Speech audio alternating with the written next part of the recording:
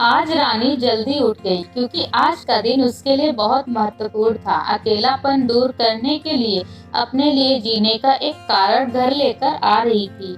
देखा जाए तो बहुत खुश भी थी और थोड़ी सी नाराज भी थी क्योंकि पिछले 7 साल की यादें उसे रात भर सोने नहीं देती थी और अब स्वस्थ बैठने भी नहीं देती थी। चाय का कप लेकर वह गैलरी में आकर बैठी और गुजरा हुआ कल उसके आंखों के सामने आने लगा। बेटा, तुम्हें ऐसे नहीं जाना चाहिए था।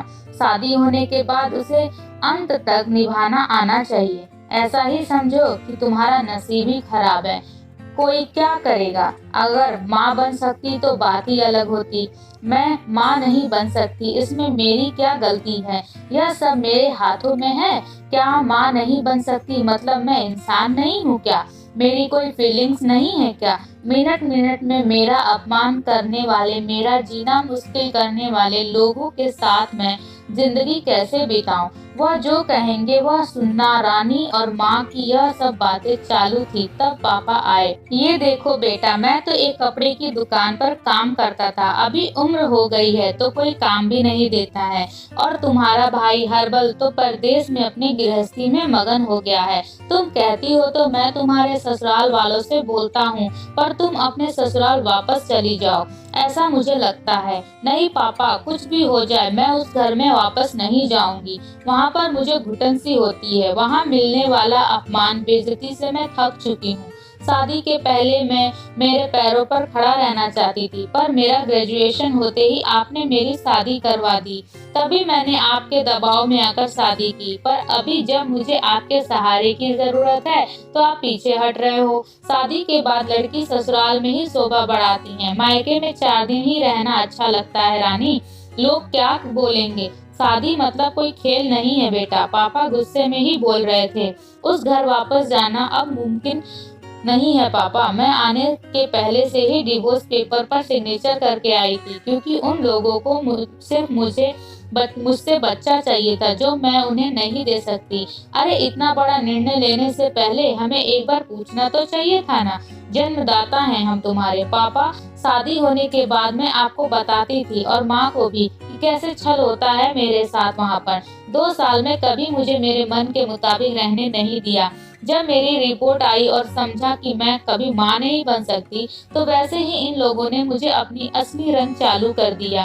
कैसे रहूंगी मैं ऐसे वातावरण में और इन सबसे भागकर अपनी जिंदगी खत्म करने वालों में से नहीं थी। यह देखो बेटा, हर्षल ने दिए हुए पैसे से ही मेरा और तुम्हारे माँ का जैसे तैसे खर्चा चलता है। उसमें तुम्हारा खर्चा उठाना थोड़ा सा कठिन होगा। डिवोर्स पेपर पर साइन करने से पहले इन सब का विचार मैंने किया था। मेरे पापा के सोने के गहने लेकर मैं आई हूँ और एजुकेशन लोन निकालकर मैं 6 महीनों का एक कोर्स करने वाली हूँ जिसकी आज मार्केट में बहुत जरूरत है। उसके बाद मुझे अच्छी कंपनी में नौकरी मिल सकती है। मैं आपके ऊपर आर्थिक बोझ नहीं डालूंगी पापा।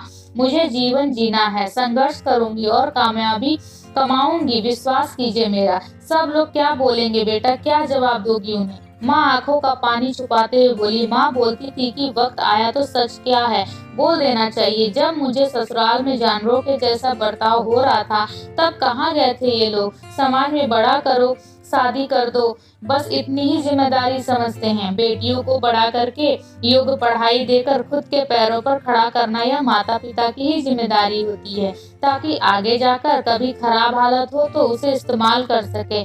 तय किए मुताबिक रानी ने 6 महीनों का कोर्स किया और तुरंत उसे एक अच्छी कंपनी में काम भी मिल गया।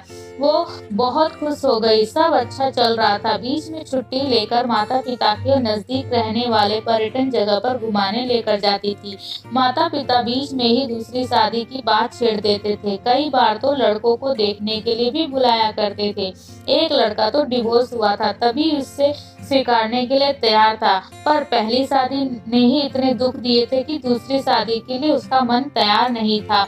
ऐसे कितने दिनों तक अकेली रहोगी? जब तक हम दोनों हैं तब तक ठीक है, पर हमारे जाने के बाद तुम्हारा क्या होगा, सोचा है कभी?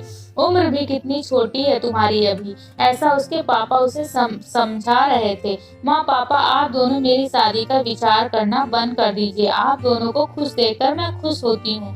मेरे दोस्त सहेलियन है ना मेरे साथ, क्यों करनी है दूसरी शादी भला? इतना आसान नहीं है बेटा, एक उम्र के बाद अकेलापन खाने के लिए दौड़ता है। माँ बोली। सच हुआ उनका ऐसा बोलना। आगे 2 साल में पहले माँ और 6 महीने में ही पापा का निधन हो गया। रानी अब अकेली हो गई। हर्षल भाई और उसकी पत्नी आए और साथ में चोल बोलकर औपचारिकता की, पर मुझे उनके साथ जाकर वापस बोझ नहीं बनना था। मदद के वक्त मेरे साथ खड़े रहो, इतना बोलकर मैंने उनको जवाब दिया। ऑफिस का काम और बहुत सारे दोस्त, सभी लोग की शादी हो गई थी और वह अपने अपने गृहस्थी में मगन हो गए थे। जीने के लिए कोई लक्ष्य मिल ही नहीं रहा था उसे। छुट्टी के दिन ऐसे ही एक मैगजीन पढ़ते समय उसे सिंगल मॉम पर एक बात पढ़ने के लिए मिली और उसे जीने का उद्देश्य मिला। उसने उसी दिन तय किया और एक 10 साल की लड़की को गोद लेने का प्रयास चालू किया। प्रक्रिया बहुत बड़ी थी, पर बोलते हैं ना, मन में इच्छा हो तो रास्ता मिल जाता है। वैसे वह प्रक्रिया पूरी हो गई और आज वही दिन था कि वह उस लड़की को लेने के लिए अनाथ आश्रम जाने वाली थी। उस लड़की को घर लाकर वह मां नहीं बन सकती, इस सोच पर वह और उस पर होने वाले सभी आरोपों को मिटा देना चाहती थी। तभी उसने निश्चय किया कि लड़की को बहुत पढ़ाऊंगी, खुद के पैरों पर खड़ा करूंगी और फिर शादी करवाऊंगी। Thank you so much for watching. Do like, share and subscribe my channel.